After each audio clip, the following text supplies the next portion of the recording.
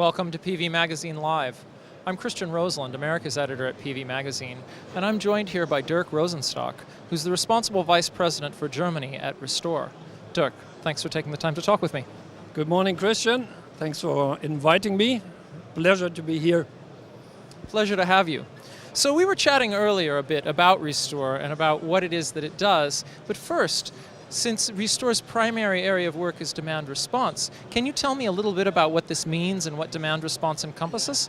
Yes, that's a good question for introduction to avoid misunderstandings. Demand response classically would be just steering the demand side of the energy system. We consider this as being much broader than purely the demand side.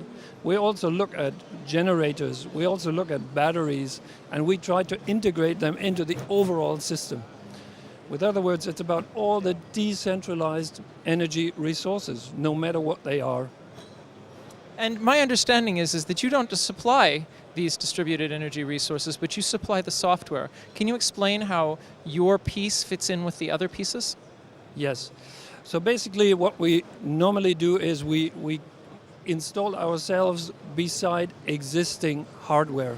It could be an industrial production, it could be a battery, and what we bring along is, first of all, our PLC, so a local device with all the intelligence necessary, and secondly, of course, our software layer which we put on top. But to avoid additional capex, we go to the installed base, absolutely. Now, this is really interesting to me, working with the installed base of batteries and of other resources here to achieve further aims. We're here at the Intersolar Show in Munich, and clearly this is not just about solar anymore. Clearly that there's a larger picture here of the energy transition. How does the work that you do fit into the task of integrating more renewables into the grid and really transforming the energy system? Absolutely. Take the example of batteries, which currently still have high capex. So just to put a battery to optimize auto production, your own generation, this might take years or even decades to amortize the case. So it is good, and this is our job, to also bring the batteries into ancillary systems, services. With other words, and this is where we are very strong, why not bringing them in parallel into primary control? With other words, support grid stability.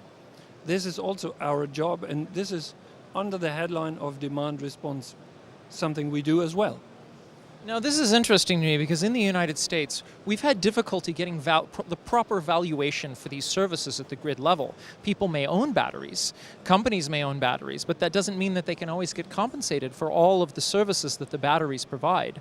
Are you experiencing similar barriers in Germany and in other European nations, and how does this work? Yes, actually that's a very, very good one, because for example, when looking at Europe, the landscape is not everywhere equal. We have put kind of a traffic light system on all the countries, and what we see is there are countries much more advanced where those markets are really open, are really fluid, also in ancillary services, where you can go to market, you can do your bids, you really earn your money and you get paid. And there are other markets not as mature, and there are still markets even in Europe which are pretty closed.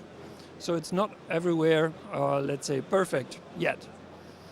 Now, this is interesting to me because when we talk about ancillary services, and bear with me, this is going to get a little wonky.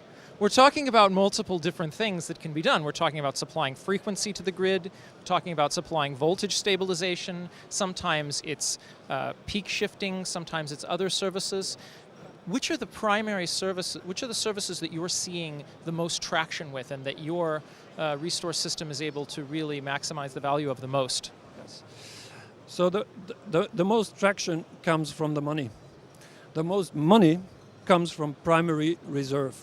It is absolutely, how should I say, it is high technology what you need to do this, because what we do is we build up pools of different assets.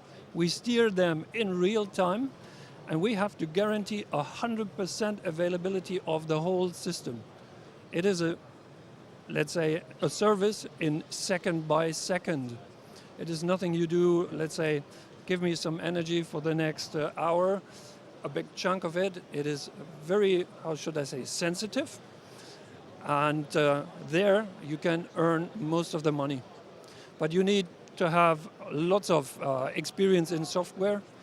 You need to be able to steer the whole. You have to have big data analysts to check the patterns which of the things happening, etc. That is what we do. Of course, we do all the other services as well, but they bring less money. So we look carefully at, let's say, the asset, at the characteristics of the load which we can make flexible and which we can bring to the market. And for each flexible load, we find the relevant market. Fascinating. So one of the things that you said in there, you mentioned that you have a very high degree of reliability. Now, in the United States, when I've spoken with companies that do batteries, and when they've talked to them about demand response without batteries, which is just the voluntary participation of commercial and industrial or residential customers, they've said, oh, well, demand response doesn't have that high of a reliability rate. But clearly what you're doing is different, and you're claiming a very high reliability rate. How are you able to achieve this high reliability rate?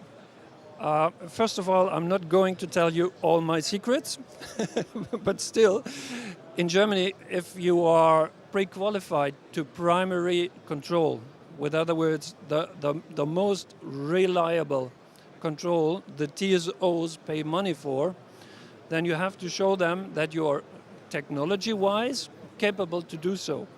Second to this, we are also obliged to contract with a power station, with a quick power station as a backup to our pool. So a part of our power, which we have under contract, is even backed up by a standard power station, because we have to guarantee, in direction of the TSOs, 100% availability of what we deliver from the pool. Fascinating. Thank you so much for taking the time to talk with me. Thanks a lot for your questions. And this is PV Magazine Live. We're here at the Intersolar Trade Show in Munich.